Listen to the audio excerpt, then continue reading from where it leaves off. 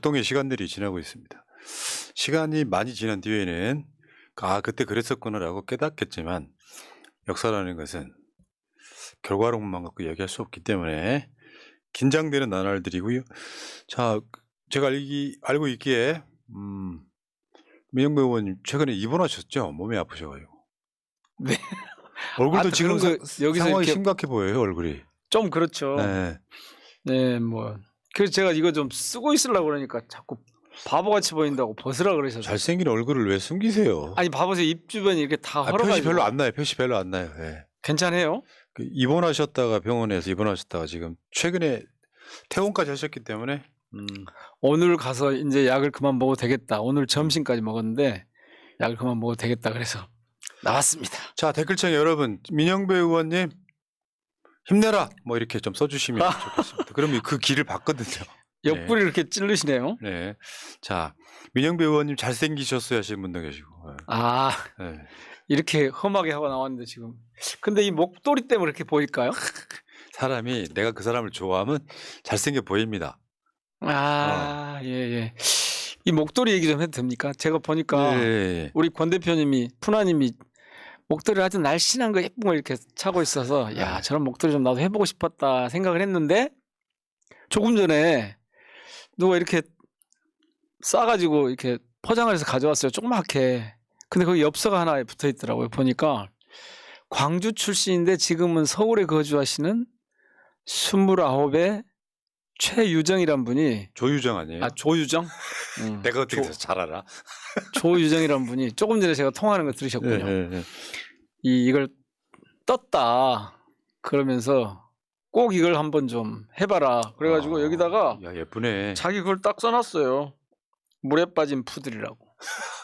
쉽게 표현하면 저 젊은 여성당원이네요.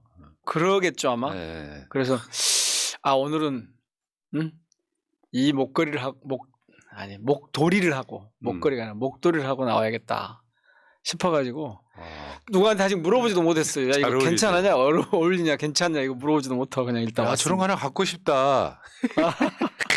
그래요? 저기 요거는요 목포에 사시는 우리 민주당원 최은경님께서 우리 출연자들 대부분 다 짜주셨습니다. 감사하고요. 아, 그래요? 네. 어허이, 괜히 제가 또. 아니 그러니까 그렇게 이런 거죠. 그 마음이 전달되는 거죠. 따뜻하게 잘 싸우시라고. 어쨌든 여러분 민영배 의원 병원에 입원해 계셨다가 지금 퇴원하시고 새날에 나오셨습니다. 자, 힘내시라는 댓글 엄청나게 많이 올라오네요. 감사합니다. 진짜요? 예. 아이고. 민영배 의원 이제 아프지 않도록 하겠습니다. 그러니까요. 아니 아픈 게 근데 마음대로 되나요? 이렇게 스트레스 받고 막 힘들게 뭔가를 하면. 근데 진짜로 제가 한동훈 이 비대위원장 맞는 걸 보면서 그 생각을 했어요. 앞으로는 스트레스 받지 말자. 어차피 저 사람들은 그냥 자기들 방식대로 막 하는데 괜히 거기다 대놓고 진지하게 뭐가 되느냐 안 되느냐 하면서 이게 옳으니 그러냐 하면서 그러지 말자. 그냥 정확하게 우리 갈 길을 가자. 맞습니다. 네. 이따 그 이야기 좀 해주시고요. 자, 여러분 민영배 TV 구독 좀 해주시고요. 근데 민영배 TV는요 그 초선 의원들 중에 제일 구독자 많지 않나요? 아닐걸요? 조선 중에 저보다 많은 분들이 몇 분 계실 겁니다. 네. 민영배 TV 구독 좀 해주시고 다음에 민영배 의원님 지금 혹시 후원금 다 찼어요 안 찼어요? 조금 덜 찬 것 같은데요. 댓글창 위에 지금 민영배 TV는 6.3만 명 댓글창 위에 사실 민영배 의원 올해 한 해 욕도 많이 드셨고 민주당을 위해서 뭔가 활동하신 것들 때문에 저쪽에 욕 많이 드셨고요. 스트레스 많이 받았습니다. 민영배 의원의 한마디를 지금 뭐 막말 프레임으로 지금 보도를 하고 있는 그 시절이기 때문에 그건 정말 노노 정말 네. 그러니까 수정하고 있는 과정에 있는 것을 캡처해서 그걸 내가 올렸다가 뭐 비판 일자 내렸다 이렇게 하면 이거 진짜 언론 아닌 것 같아요. 네, 알겠습니다. 자, 생각보다 시작도 아직 안 했네요, 공식적으로. 그래요? 시작할게요. 개혁성, 선명성, 투쟁성에서 가장 선두에선 민영배만 같아라 16번째 방송 시작하겠습니다. 지금 제 앞에 민영배 광주 광산을 국회의원 나오셨습니다. 어서 오십시오. 반갑습니다. 네, 지난주에는 병원에 입원하셨고 지지난주에는 또 김민석 의원이랑 같이 나오셔갖고 또 김민석 의원님이 주로 네, 이제 네. 뭐 그렇게 게스트 모시면은 또 다 이제 좋던데요. 민영배 개가 되는 거지 뭐. 아, 서로 간에 다 서로 막 개라고 그러는 거고. 자, 근데 그 김민석 의원이 그때 이렇게 눈물을 보이셔서 저분이 그동안 정말 20년 동안 쌓인 게 많구나. 맞습니다. 그리고 그 당시에 어디다가 말도 못하고 그냥 일방적으로 몰려가지고 또 노무현 대통령이라도 계시면 가서 같이 말씀도 드리고 위로도 좀 받고 그럴 텐데 그러지도 못하고. 그러니까요. 자, 여러분 민영배 TV 구독 좀 부탁드리고 후원 지금 조금 남았다 그러네요. 농협 301-1131-8776-13 국회의원 민영배 후원회로 후원 좀 해주시면 대단히 감사하겠습니다. 와, 예.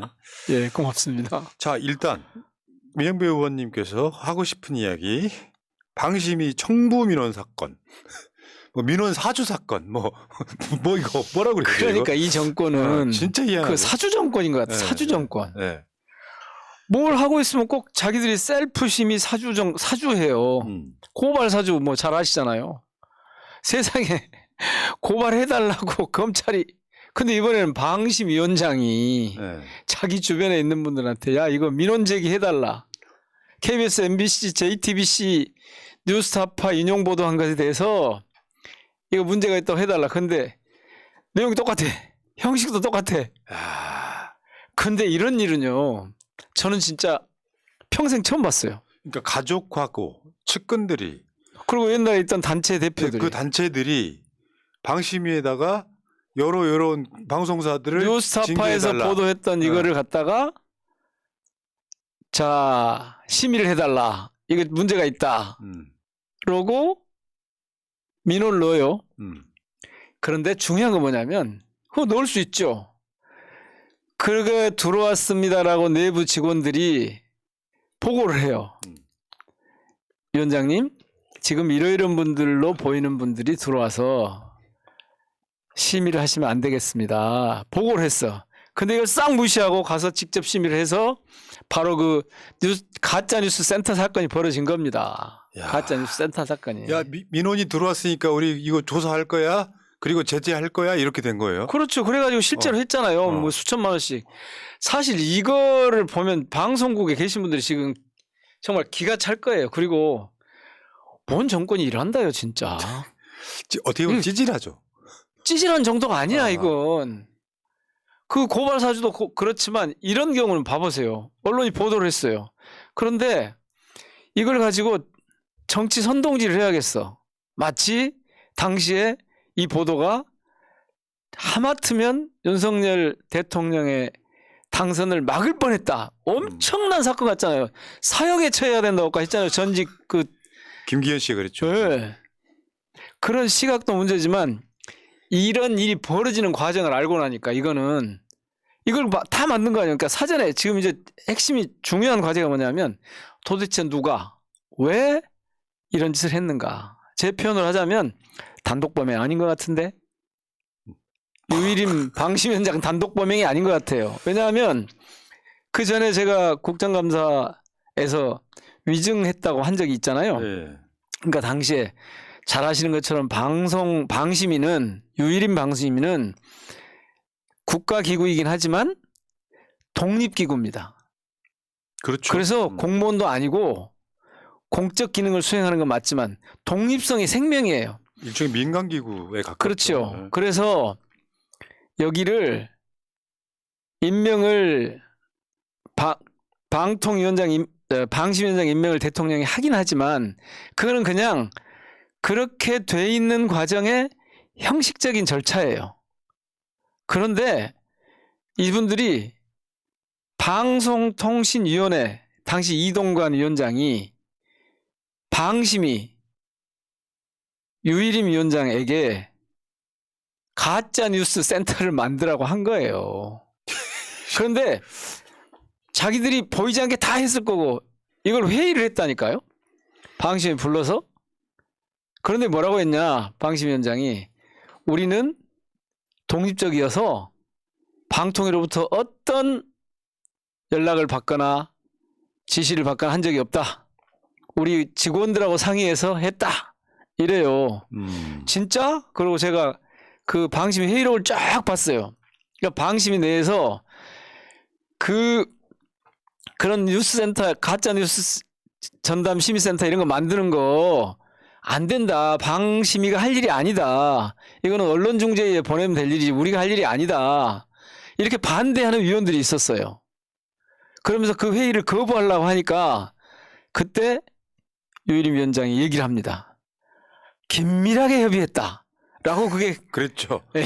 그게 탄핵 사안이죠, 사실은. 그렇죠. 이동관 근데 탄핵 사안. 이게 딱 근데 이게 조금 다른 데로 갑니다만 그렇게 일을 저질러 놓고 이동관은 왜 탄핵을 앞두고 사임을 했을까? 사퇴를 했을까?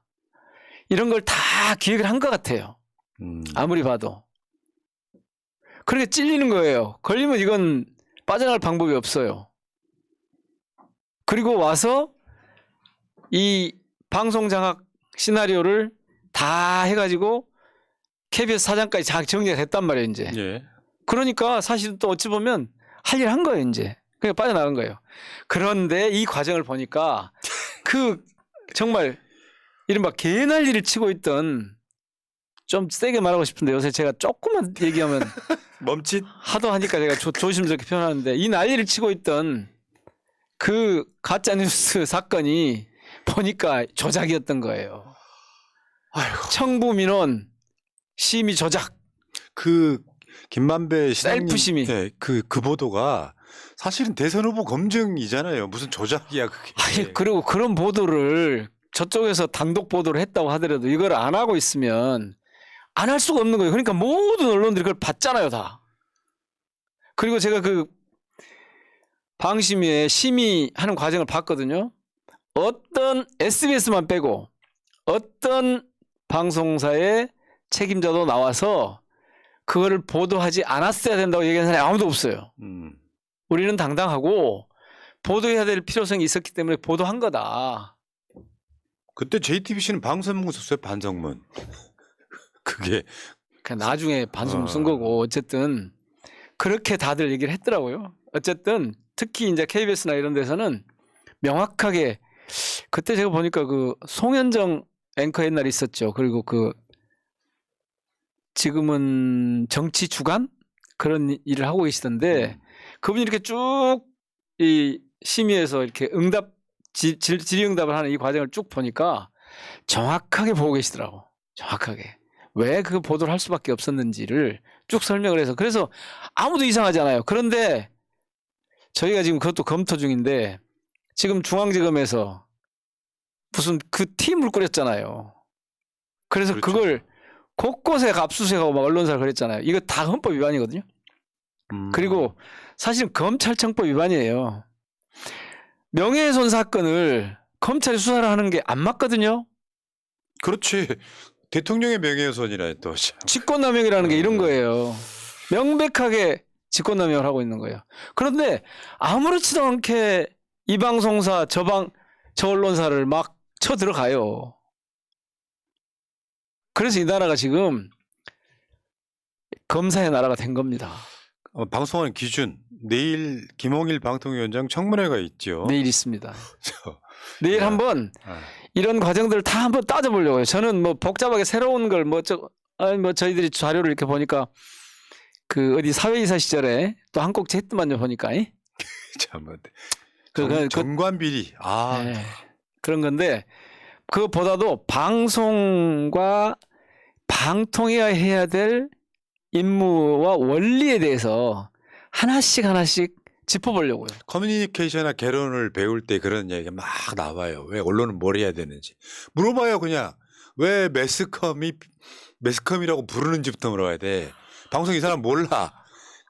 그런 식으로 한번 물어보는 게 좋을 것 같아요. 아니 그래서 가장 기본적인 것 원리적인 영역, 원리 영역에 대해서 한번 도대체 방통위원장을 왜 맡았는지 저 같았으면 글쎄 그 맡을 엄두가 날까요? 마치 이거는 한동훈 비대위원장하고 똑같아요. 오늘 아침 어디 신문에 보니까 검사 삼형제라는 칼럼이 있던데 어디 경향신문인가 어디 보니까 네. 그 맏형이 김홍일 중간에 형이 윤석열. 네. 그리고 막내가 한동훈이래요. 자, 이제 석박지 같은 선배. 참 근데 12년인가 선배여도 11년인가 12년 선배여도 성렬이 형이라고 했대요. 그 당연히 윤석열 검사는 당시에 김홍일 검사한테 홍일이 형이라고 했고, 자 지금 대통령, 여당 대표 그리고 방통위원장을 지금 네. 이 검사 사명제가 지금 장악을 한 거예요. 그러니까요. 근데 금방 끝날 것 같아요. 제가 봤을 때는. 얼마 안 근거가 뭐 걸립니다. 있어요? 네. 그냥 얼마 안 걸려요. 지금 방통위원장을 검사가 맡은 거나 대통령이 검사인 것도 모자라서 검사 출신 비대위원장을 맡은 거야. 저는 국민의힘이 정말 짜네요, 짜네. 그러니까요. 세상에 아무리 사람이 없다고 엊그제 검사였던 사람을 데려다가 대통령을 만들더니 사실 민주당이 문제죠. 그러니까. 이번에는 또 엊그제 검사였던 사람을 또 법무장관 거쳤다는 이유로 해서 비상대책위원장, 당대표를 맡겨요? 현직 권익위원장이 겸직하면서 방통위원장 청문회 준비하다가 비난이 빗발치니까 살짝 야반 도주하듯 끝내고. 그 야반 도주란 말은 원래 그 한동훈 언어예요. 네. 알겠습니다. 자, 그 이야기는 또 다른 방송에서 전직 하여튼 방통위원하고 보다 처음 봤어요. 보다 처음 봐. 전직 방통위원하고 방통위원 방심위원장이. 중간에 사퇴하신 분들이 또 다뤄주실 거라서 이 이야기는 따로 한번 그러시죠. 채널 방송에서 예, 이야기하고요. 자, 지금 오늘 그 한동훈이가 취임을 하다만요. 근데 취임했어요 조금 전에. 근데 메시지가 민주당에 그러니까 확실히 이게 안 되는 게 민주당에 대해서 한동훈 일성이 이런 거예요. 이재명 민주당 운동권 개딸과 결탁해 나라 망치는 거 막아야 된대요. 이미 망쳤거든. 지금 나라가 완전 망가졌잖아요. 제가 이거를 보고 무슨 생각이 들었냐면 이런 말을 좀 만들어 봐야 되겠다는 생각이 들더라고요. 세맹. 세맹 정치인의 탄생. 세상에 맹한, 세상을 잘 모르는, 세상 물정 모르는 정치인의 탄생이에요. 세맹 정치인의 탄생. 그러니까 자기가 있던 세계의 모든 잣대를 가지고 우리 사회의 모든 영역을 그 잣대로 자기가 있던 세상의 잣대로 보는 거예요. 그래서 이 세 명이 낳은 제가 보기에는 얼치기 왕자가 지금 등장한 게 아닌가. 맞죠. 어깨 뻑딱 들어가가지고 세상이 다 내 것 같은 그런 느낌일 겁니다. 근데 저는 진짜 아마 맡을 것 같다 생각은 했지만 저렇게 용감하게 나설지 모르겠어요. 근데 오늘 보니까 용기를 갖자고 했더라고요. 용기를. 그러니까 이 경우에 용기라고 하는 게 자기가 갖고 있는 힘을, 자신들이 갖고 있는 권력을 가지고 세상을 좌지우지하려고 하면서 용기를 갖자고 해요. 앞뒤가 안 맞잖아요. 저는 오면서 제가 이 수락연설, 비상대책위원장 수락연설이라고 하는 걸 한번 쭉 봐봤거든요. 오면서 읽어봤는데 지금 말씀드린 약간 들떠서 그리고 이제 여기다 몇 가지 보완 장치를 넣어요. 그게 민주당에 대한 왜곡. 마치 민주당이 맞죠. 개딸에 의해서 움직이는 정당인 것처럼 이재명 방탄을 위해서 존재하는 정당인 것처럼 86세대가 좌지우지하는 정당인 것처럼 갖다 올려. 이거 뭐냐면 자기들이 보는 세상이에요. 자기들이 보는 민주당이에요. 그걸 가지고 지금 용기 있게 용기를 내게 자기들이 지금 어려우니까 자기들이 좀 이 공포에 떨고 있는 거 아니냐. 그러지 말자. 우리 용기를 갖자. 그렇게 하더라고요. 왜 공포에 떨죠? 집권 여당이? 왜 두렵죠? 집권 여당이? 맞습니다. 지금까지 두려움은커녕 어떤 거침도 없이 수사권을 가지고 마음껏 휘둘렀는데 아니 심지어는 국회에서 만든 법도 무시하고 마음대로 시행령 정치를 해온 사람들이 뭐가 두렵다는 거예요. 그러니까 지금 겁이 나긴 나는 모양이에요. 국민의힘이 내년 총선에서 폭망할 것 같은 그런 겁이 나긴 나는 모양이에요. 그래서 지금 선동을 좀 하려고 하더라고요. 그런데 거예요. 여기 또 장치가 있어요. 출마 안 한대요. 출마 안 해. 그럼 뭐겠어요? 떨어질 것 같으니까. 그렇게 보는 시각이 있더만요. 갈 네. 데가 없어. 자, 비례대표는 만약에 병립형 안 가면 갈 데 없잖아요. 맞습니다. 지금 법률대로 하면 갈 수가 없잖아요. 그러니까 갈 데가 없는 거고. 지역구는 떨어질 곳으로 갈 만큼 용기는 없어. 그러니까 험지 갈 용기는 없어. 그렇다고 양지로 가면 그러면 한동훈에 대한 평가가 완전히 당내에서 말이 안 먹힐 거 아닙니까? 그러니까 어째요? 피해. 근데 이건 뭐가 있냐면 이 장치는 사후 보장이 돼 있는 장치인 거예요, 사실은. 비대위 끝나고 나면 정부에 뭔 일을 또 하겠죠. 안 그럴까요? 만약 비대위원장을 제가 볼 때는 제대로 하든 실패하든 성공하든 실패하든 누울 자리가 다 있는 거예요. 그러니 뭐 굳이 그리고 사실 저 상태로 글쎄요. 국회에 들어와가지고 정치가 제대로 되겠어요? 안 됩니다. 그런데 이제 이런 장치들로 위장을 쫙 하던데 마치 뭔가 새로운 뭘 할 것처럼. 그런데 저는 사실 민주당이 이 대목에서 정말 정신 차리지 않으면 안 된다고 봐요. 저기는 어쨌든 한동훈식의 이른바 이 물갈이 혁신 뭐 개혁 이런 걸 할 거거든요. 그 대목에서 지금까지 보면 저쪽이 더 빨리빨리 바뀌어요. 아니 국민의힘이라는 당명이 나올 때 이준석 대표가 될 때 그때부터 우리가 봤잖아요. 그리고 이번에 또 한동훈 비대위원장 이거 봤잖아요. 자, 이런 역동성이 지금 민주당에 너무 없어요.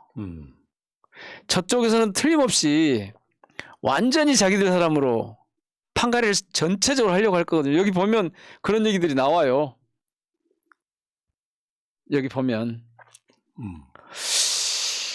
그 다음에 또 이제 그래서 민주당이 사실 정신을 바짝 차리지 않으면 안 되고 민주당의 당내의 역동성을 최대한 끌어올리지 않으면 위험 요인이 될 겁니다. 한동훈 비대위가. 이거 조심해야 돼요. 딱 제가 마음에 드는 게 한 가지 있었어요. 한동훈의 취임사에서. 동료 시민이라는 말을 썼더라고요. 동료 시민. 시민이요? 국민이라는 말을 거의 안 써요. 저 뒤에 가서 한두 번 쓰는데 시민이라는 표현을 쓰더라고요. 저는 동료라는 말에는 동의하지 않지만 정치인은 정확하게 주권자 시민을 주권자로 인정해야 되는 거니까. 뭐 그래도 동료 시민만 해도 저는 괜찮다 그 정도면 그런 생각을 합니다. 정치인은 국민의 공복이지 국민 그 자체가 아닙니다. 그래요. 이재명 대표님 표현대로 하자면 정치는 국민이 하는 것입니다. 라는 말하고 가까이 오려고 애를 쓰는 거예요. 지금. 동료 시민이라는 표현도 그렇고. 왜냐하면 검찰권을 가지고 정치를 해보려고 했는데 사실은 한계에 부딪힌 거죠. 그래서 조금 더 국민들 표현대로 하자면 국민들 곁으로 더 낮은 쪽으로 오려고 하는. 그래서 저는 이것이 굉장히 큰 변화와 맞물려서 어떤 폭발적인 내부의 동력을 만들어내면 그러면 민주당이 상당히 어려워질 수도 있습니다. 그래서 제가 민주당이 정신 바짝 차려야 된다고 얘기하는 거예요. 항상 좀 이런 부분에 신경을 써야 되겠죠. 그러니까 저쪽의 의도대로 말리기는 좀 힘든 여론이 있는 건 맞지만 실제로는 제가 봤을 때는 그걸 우리가 읽고 대비를 한다면 별로 그렇게 큰 타격은 없다 이렇게 생각이 들고요. 지금 저는 이렇게 봐요. 오늘 그 한동훈의 일성을 보니까 달라진 건 없더라. 달라진 건 없는 게 아니라. 아니 나라 망친 건 본인들이면서 왜 민주당 탓을 합니까? 그런 짓 윤석열하고 똑같잖아요. 버전만 다른 윤석열 아니요. 아니 그러니까 아바타라고 하는 거죠. 참 아이고 말씀드렸잖아요. 검사 삼형제라니까 지금. 그러니까 김홍일, 윤석열, 한동훈 한동훈. 이렇게. 예. 야, 형 동생들이 지금 나라를 가지고 지금 위험한 불장난을 하고 있는 거예요. 본인들은 그렇게 생각하지 않을 거예요. 본인들은 그렇게 생각하지 않을 겁니다. 아마 확신범이겠죠. 우리가 이렇게 하는 것이. 특히 한동훈은 오늘 뭐 확실히 확신범인데요. 그러니까 저는 이렇게 봤어요. 그러니까 이게 진짜로 예전과 달라진 모습 보이면 어떡하지? 저는 걱정 많이 했거든요. 근데 똑같더라고요. 그러니까 옛날에 뭐 의원님만 안 그랬습니까? 딱 그 수준이더라고요. 똑같더라. 아니에요. 저는 그게 좀 위험해 보인다니까요. 뭐 똑같네. 별거 없네 그러는데 두고 보십시오만은 공천을 자신들이 원하는 사람을 갖다 쓰면 여기 뭐 엄청 무서운 얘기가 있어요. 그 공천에 관해서 보니까 완전히 운동권 정치를 어쩌고저쩌고 하면서 그러니까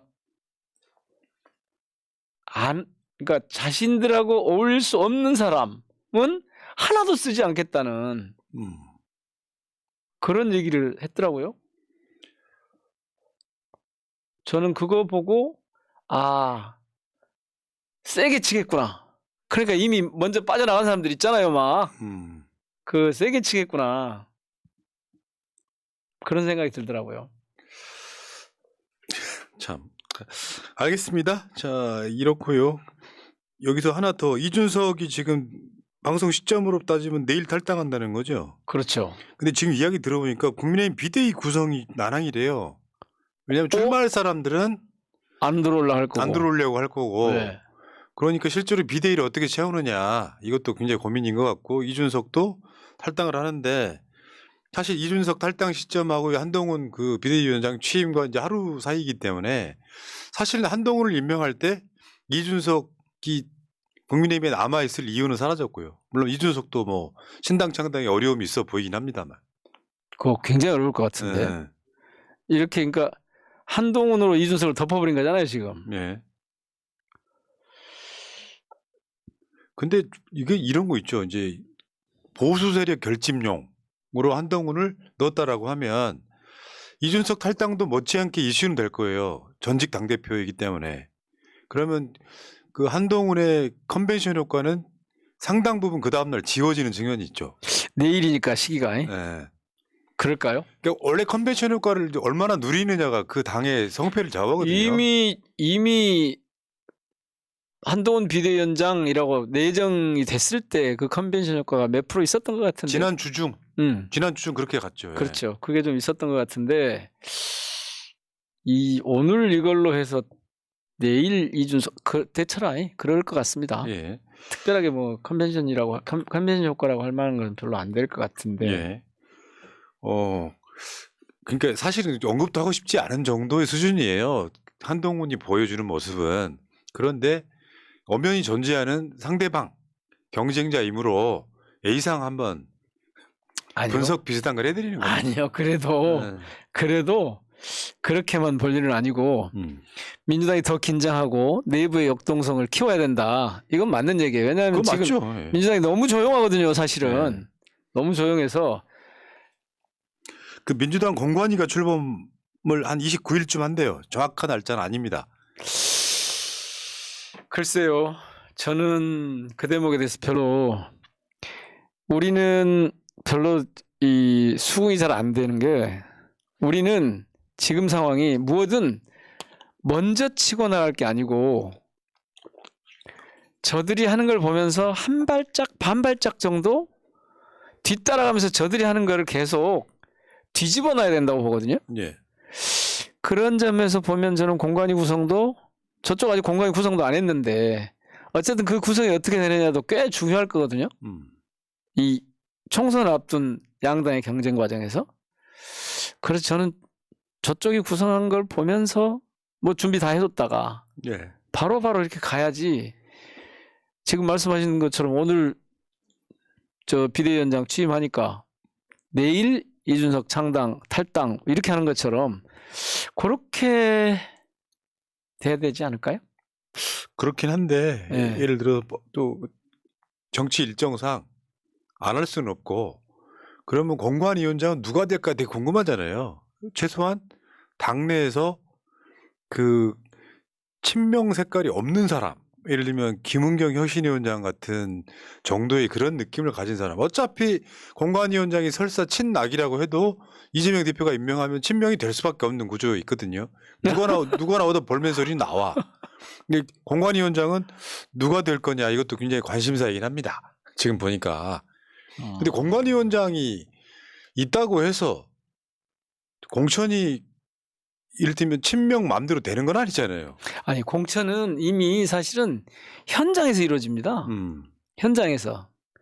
여기는 그야말로 관리를 하는 곳이죠. 예. 엉뚱하게 튀지 않도록, 엉뚱하게 사고가 나지 않도록 반드시 걸러야 되는데 그냥 통과되지 않도록 예. 그런 것이기 때문에 공천을 뭐 친명으로 해야 되지만 이런 차원이 아니고 민주당이 현장에서 특히 지금 이 비례대표나 이런 비례대표제 이런 걸 어떻게 해야 될지 선거구를 어떻게 해야 될지 이런 게 지금 확정이 다 안 된 상태이기 때문에 이런 거를 보면서 현장이 살아날 수 있도록 하는 공간이가 돼야 할 거예요. 현장에 살아날 수 있도록. 예. 현장이. 그러니까 전투 현장이 살아날 수 있도록 하는 공간이가 돼야 되는 거죠. 그래서 그런 점에서 보면 저는 뭐 친명이 비명이 이런 건 뭐 그 말도 안 되는 얘기고 그런 얘기는 의미도 없고 실제로 정무적인 감각이 현장을 바탕으로 해서 있는 그리고 지금 이 시대의 엄중함과 이번 총선의 이 정말 시대적인 이 위상과 이런 위치와 이런 것들을 고려해서 그냥 한마디로 말씀드리면 필승 후보 전략에 충실할 수 있는 그런 분이 와야겠죠. 최근에 이제 이낙연 전 대표의 뭐 신당 창당 이게 막 맞물리면서 최근에 나오는 보도는 김부겸, 정세균, 이재명 공동선대위원장 설도 지금 유력하게 돌고 있긴 합니다. 이낙연은 배제하는 상태로. 공동선대위원장. 네. 그거는 뭐 여러 가지 변주가 가능하고 구성을 다양하게 할 수 있는 거고요. 지금은 공관위를 잘 꾸려야 되죠. 그러니까 공관위가 흔들림 없이 원칙대로 쫙 갈 수 있대 현장에 이 동력을 이렇게 맞습니다. 살려낼 수 있는, 그러니까 전투력을 높일 수 있는. 근데 어떻게 공천을 해도 뒷말은 나오게 돼 있어요. 아니에요. 그래서 중요한 거예요. 그래서 어떻게 공천을 해도 뒷말이 나오는데 이 뒷말이 과정 자체나 결정 그 자체에 대한 것이 세게 문제가 되도록 그렇게 나오면 안 되는 거거든요. 그러니까 지금 근래 뭐 친명이 아니라고 무슨 검증 과정에서 내 탈락했다 뭐 이런 분들이 계셨잖아요. 네. 그런데 그런 경우에 실제로 그게 아니고 정말 문제가 있어서 탈락을 한 거라고 하는 걸 그럼 밝혀드릴까요? 라고 하고 안 하잖아요. 그러니까 실제로 문제가 있어서 탈락을 한 것이지 진짜로 친명이라서 반명이라서 탈락시켰다 이렇게 되면 안 되는 거죠. 그거는. 그렇죠. 그건 절대 그런 일은 안 되는 거죠. 실제로는 이제 뭐 친명으로 불리는 분들도 상당수가 탈락을 하고 있기 때문에. 그래서 원칙이 중요한 거예요. 네. 그래서. 자, 그 이낙연 전 대표 탈당은 지금 1월 둘째 주 전망을 하고 있더라고요. 그러니까 멈칫하는데 아직까지도 이낙연 따라가는 현역 의원들이 없는 상태. 이게 동력이 있을까요? 지금 명분 없는 탈당, 신당 창당 이런 거잖아요. 없어 보이고. 더군다나 이분이 예를 들어서 지역적 기반이라도 조금 있다면 그래도 동력이 있을 텐데 지역에서도 사실은 여론이 굉장히 나쁘지 않습니까? 네가 지금 제가 그러고 광주잖아요, 있을 지역구가. 예전보다 훨씬 흉을 많이 보시더라고요, 시민들이. 사실 제가 욕을 많이 하시던데 그리고 험해졌어요. 훨씬 더 거칠어졌어요. 오죽하면 호번함이란 소리가 있겠어요. 그렇게 모르겠는데. 자, 민주당도 국민의힘도 서로 어떻게 보면 의제상으로 만만치는 않아요. 뭐든지 간에 그게 이준석 탈당도 이낙연 탈당도 만만치는 않은데 제가 봤을 때는 지금 선거의 큰 틀이 뭐냐. 이거 윤석열 심판이다. 이 기조에 맞춰서 가야 하는 것이 맞다고 생각을 하고요. 그거 한동훈은 그걸 막아내야 되는 거고 민주당은 뭐 단일 대우까지는 아니더라도 윤석열 심판 선거를 제대로 세팅을 해야 된다. 이게 지금 시대 정신이라고 저는 봐요. 맞습니다. 네. 네. 왜냐하면 나라가 지금 완전 망가지고 있는데 한동훈이는 뻔뻔하게도 민주당이 나라 망가뜨리는 걸 막아야 된다고 하고 있으면 국민들이 아 저게 제 말이 맞아 그럴 사람들은 없잖아요 지금 현실적으로. 그러니까 오늘 이 취임사의 기조가 좀 허풍이 좀 뻥이 좀 들었더라고요. 그죠 어깨 뻥 들어가가지고요. 근데 그런 식으로 이렇게 뭔가 그래서 인생 어렵게 살아본 사람 아니잖아요. 아니 제가 아까 세 명이라고 했잖아요. 뭔가 세상에 대해서 잘 모르고 있는 그런 실제로 모를 거예요 아마. 참. 그리고 뭐든 자기가 원하는 대로 갈 수 있다고 생각하는 거고 아마 한동훈 위원장이 고생 좀 할 겁니다. 야, 근데 지금부터는 선거가 그냥 제대로 돌아가는 판이겠네요. 보니까 하루 다르게 막 총선 체제로 막 그럼요. 가는 상황이겠어요. 저기서 꽤 그 이른바 혁신적인 꽤 도발적인 이런 걸 저는 내놓으리라고 봅니다. 근데 그게 그렇게 자기 생각대로 잘 안 될걸요? 맞죠. 세상이 만만한 게 아니에요. 그게. 아마 이번에 혹독한 그리고 거기 저 출마 못하는 이유가 있어요. 사실은 감당을 못해요. 그렇겠죠. 비대위원장도 감당하기 어려운데 출마까지 어떻게 감당을 해요? 네. 전 근데 지금 저는 이렇게 봐요. 아주 객관적으로 보면 그래도 한동훈 밖에 저쪽은 방법이 없는 거죠. 아이, 궁여지책. 당연히요. 달리 다른 사람 세워가지고는 도저히 방법이 없으니까 저런 수를 쓰는 거죠. 네. 그냥 저는 이렇게 봅니다. 국민의힘 총선 이후에는 완전 구구 포지션화 될 신호탄 같은 거죠. 이제 내가 구구 포지션 잡았는데 국민들이 우리 찍어줄 거냐 말 거냐 물어보는 건데 1년 7개월 동안 국민들이 이미 알고 있는 거예요. 얘네들 나라 망친다. 말하자면 윤석열 매우 못한다가 50%가 넘는 어떤 여론조사 같으면 이 선거는 누가 나와도 윤석열 심판 선거 되돌리지 못합니다. 나머지는 그냥 잡다한 ETC 이거일 뿐이에요. 그래서 사실은 정말 민주당이 정말 정교하게 잘 짜야죠. 그렇죠. 뭐 삐끗하면 엉뚱하게 또 몰려갈 수가 있으니까 지금으로서는 저쪽이 어떤 반전의 계기를 잡기는 어려울 것 같잖아요. 맞죠. 네. 누가 봐도. 그리고 이 심판선거 프레임에서 벗어날 방법이 지금 없어서 아마 오만 짓을 다 할 거거든요. 뭐 조작까지도 일상으로 할 가능성이 높아요. 아니 저번에 우리가 옛날에 얘기했잖아요. 그 선관위 관련한 부분. 네. 근데 그런 걸 대비를 잘해야 되는 거고 지금 그렇죠. 저쪽에서는 이재명 대표 수사 재판, 송영길 대표 건 이런 것들 더 치고 흔들려고 할 거고. 세게 나올 거예요 그게. 네. 근데 한 달을 앞으로 잘 버텨야 돼. 한 달.